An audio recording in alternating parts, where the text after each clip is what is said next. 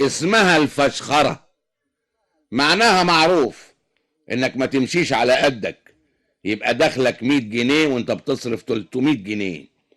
ما عندكش لكن عايز ان شاء الله تستلف وتندين وتتزنق. الفشخرة دي هي الاب الشرعي للديون والمتاعب، هي السبب في الهموم. الكلام ده صحيح على مستوى الافراد ومستوى الدول. قلت لي ليه؟ اقول لك ليه.